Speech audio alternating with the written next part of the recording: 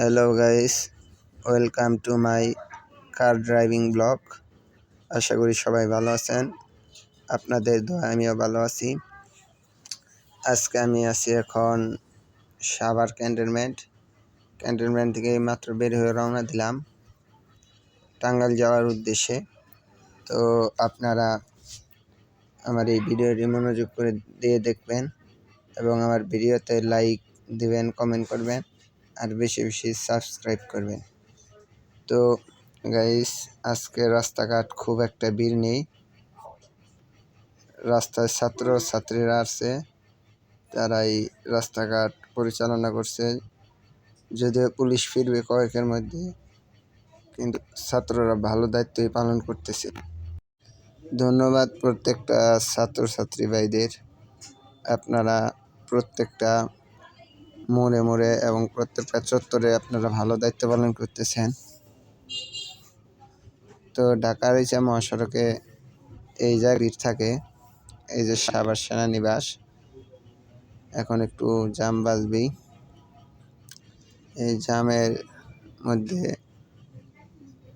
গাড়ি চালানো একটু পেরাই, তারপর আমরা ড্রাইভার আমাদের চালাতেই হবে। উপরে কি সুন্দর ফুল দিছে, দেখেন সাভার সেনানিবাস কত সুন্দর।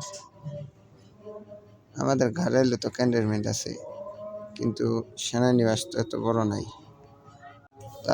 তারপরেও কিছু মনে করি না, কারণ সাভার উপজেলা হলেও সাভারটা পড়ছে ঢাকা জেলায়, আর আমাদের ঘাটাইল তো উপজেলা পড়ছে টাঙ্গাইলে। এই জন্যই তার মধ্যে সাভার তো শহর, এই কারণেই এত বড় মার্কেট। তো মোড়টা পার হয়ে নেন, মোড়টা পার হয়ে তারপর আশুলিয়া সড়ক ধরে নিই।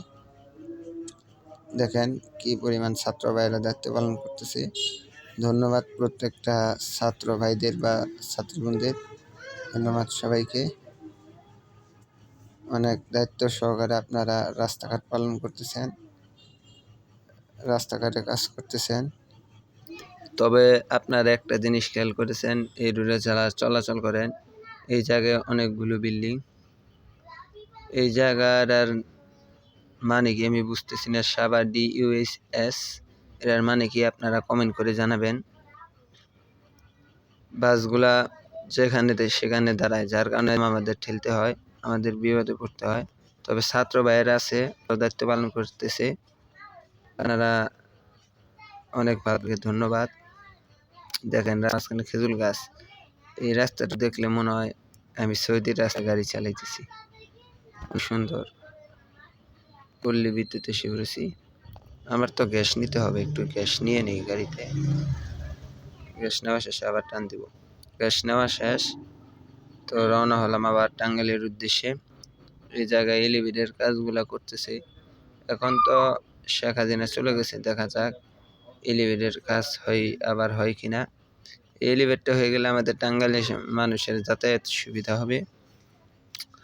আল্লাহর কাছে দোয়া করি, আল্লাহ এই এলিভেটটা কাজ জানি খুব তাড়াতাড়ি হয়। নতুন সরকার আসলেও জানি এলিভেটের কাজ বন্ধ না থাকে, সবসময় জানি কাজ হয়।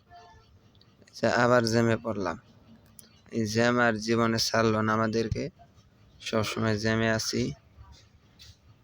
আরেক পাগলে রাস্তা পাতালি করে গাড়ি থুয়ে দিছে, মাঝখান থেকে বিপদ আমাদের। ইউটার্ন নিবি, গাড়ি ঘোড়া দেখে ইউটার্ন নিই, ঠেলা দিয়ে তারপর বসে থাকে। এসে যাওয়ার অনেকগুলা গাড়ি যে জ্যামে পড়ে থাকে, এটার চিন্তা একটাবারও করে না। তো ভিডিওটা আপনারা দেখতে থাকেন, একটু শহরের ভিতরে গাড়ি চালান, এনজয় করেন।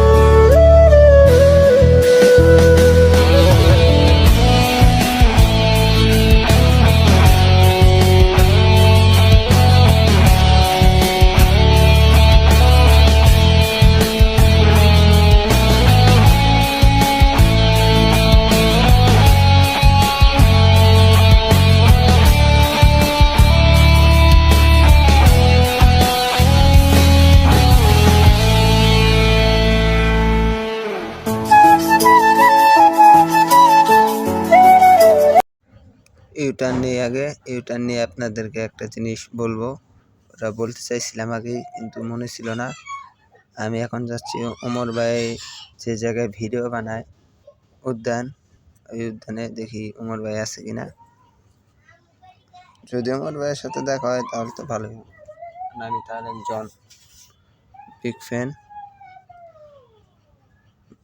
12ই-পাড়া উদ্যান বলে, তাই না?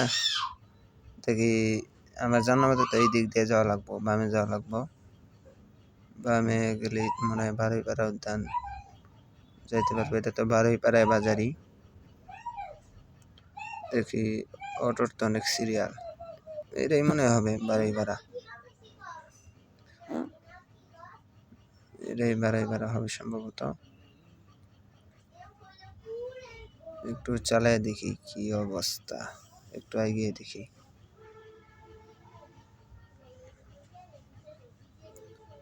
বাম সাইড ওটাই তো মনে হয় হলুদ কালার বিল্ডিং। না, এটা না, হলুদ কালার বিল্ডিং তো অনেকটি দেখা যায়। এই যে এটা হবে সম্ভবত। এই বিল্ডিং এর সামনে ওরা ভিডিও বানায় ওমর ভাইয়ারা, মুরসালিন, আবিদ। এটাই বিল্ডিং, এটাই এই বিল্ডিং। আগে আপাতত গাড়িটা কোনানে সাইড করি, তারপর দেখি এগিয়ে যাই কি অবস্থা। গাড়ি সাইড করে তো আসলাম, আপনাদেরকে দেখাই। এটাই হবে সেই বিল্ডিং। এমনি ভিডিওতে যে সুন্দর দেখা যায় আসলে বাস্তবে অতটা না। এটাই সেই বিল্ডিং। এই জায়গায় ওমর ভাই ওরা ভিডিও করে। তো একটু ঘুরে তারপর রওনা দেব টাঙ্গাইলের উদ্দেশ্যে। তো আবার ফিরে আসলাম, টাঙ্গাইলের উদ্দেশ্যে রওনা দিলাম। চান্দরার বন্ধ আইসা পড়ছি। চান্দরা এই জায়গায় যখন ফ্লাইওভার আসলে প্রচুর জাম বাঁচত। আমি ছোটবেলায় যখন বাসতে যাতায়াত করছি, এই বাম সাইডে লেনটা তো আলাদা করে দিছি। এই জায়গায় অনেকক্ষণ যাত্রী তোলার জন্য আমাদের টাঙ্গাইলের বাস দাঁড়ায় থাকতো, গোপালপুরের বাসগুলা। জায়গা এখন ভালো সিস্টেম করছে সরকার, অনেক সুন্দর সিস্টেম করছে বাংলাদেশের মানুষের জন্য। ফ্লাইওভার ব্যবহার করে সবাই, যার কারণে জাম নাই। বাসগুলাই জাম বাজায় মূলত। তো চান্দরা পার হয়ে বললাম, আপনারা আমার ভিডিওটা আবার এনজয় করতে থাকেন।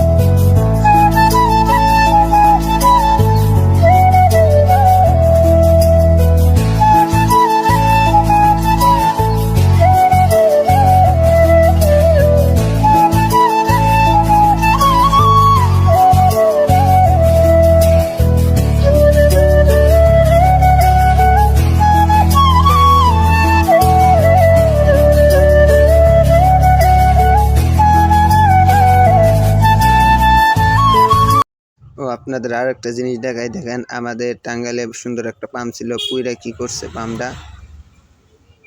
পাম্পটা পুরো একবার শেষ করে দিছে। মানুষ আসলে ভালোই খেবা ধরছিল, যা পারছে তাই ক্ষতি করছে, কোনো কথা নাই, ক্ষতির উপর ক্ষতি। যদিও আমাদের টাঙ্গাইলের মানুষ আওয়ামী লীগের নেতাদেরকে বেশি, আওয়ামী লীগের নেতাদের তাদের বাড়ি এবং এই বাড়ি পাম্পটা ওই যে ছোট মনিরের আনছিল, এই কারণে এই পাম্পের উপর ক্ষোভ ধরে সবাই ভাঙছে। তো সবাই সাজেস্ট করব যেন এত ভাঙচুর না করে। আর আমি টাঙ্গাইল বাইপাস চলে এসেছি, আমি বামের লেনে গাড়িটা রাখবো। তো আপনারা আমাদের ভিডিওটা সবসময় দেখবেন, আর আমার ভিডিওটা যদি ভালো লাগে লাইক, কমেন্ট এবং শেয়ার দিবেন। আপনারা ভালো থাকবেন আর আমার জন্য দোয়া করবেন। আল্লাহ হাফিজ।